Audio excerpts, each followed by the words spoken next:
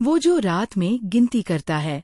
किसी ने मुझसे कहा था, अगर रात के 3 बजे तुम्हें कोई आवाज गिनती करती सुनाई दे तो कभी जवाब मत देना। मैंने उस बात को मजाक समझा था। अब समझ आया, कुछ चेतावनियां मजाक के लिए नहीं होती।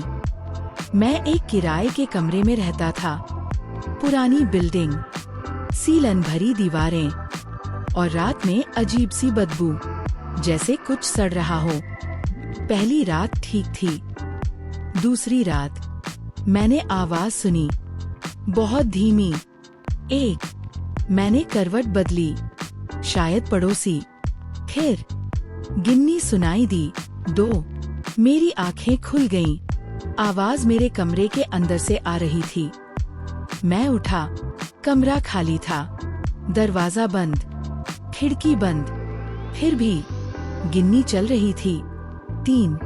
आवाज अब मेरे कान के बहुत पास थी। मैंने चिल्लाने की कोशिश की, आवाज गले में ही मर गई। अगली सुबह मैंने मकान मालिक से पूछा, यहाँ कोई और रहता है क्या? उसका चेहरा सफेद पड़ गया। वो बोला, तुम्हें गिनती सुनाई दी। मेरे मुंह से शब्द नहीं निकले।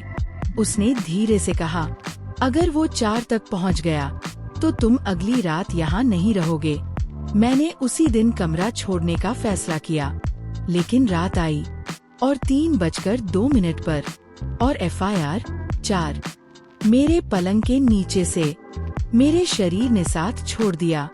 मैं नीचे झांक नहीं सकता था, लेकिन मैंने देखा, पलंग के नीचे से 2 नंगे पैर लटक रहे थे, बहुत लंबे, बहुत पतले, और धीरे धीरे वो खड़े हो रहे थे।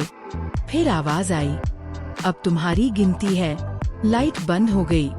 फोन अपने आप ऑन हुआ।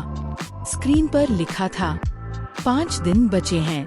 हर रात 1 नंबर कम होता गया। दिन 4, आईने में मेरी परछाई मुस्कुराई, जबकि मैं नहीं मुस्कुरा रहा था। दिन 3, माँ का कॉल आया।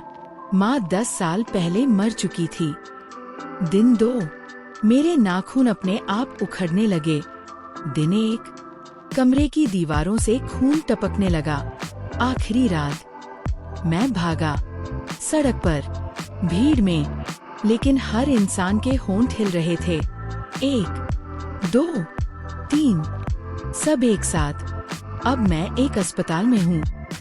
डॉक्टर कहते हैं मैं बड़बड़ा रहा हूँ, लेकिन मैं जानता हूँ।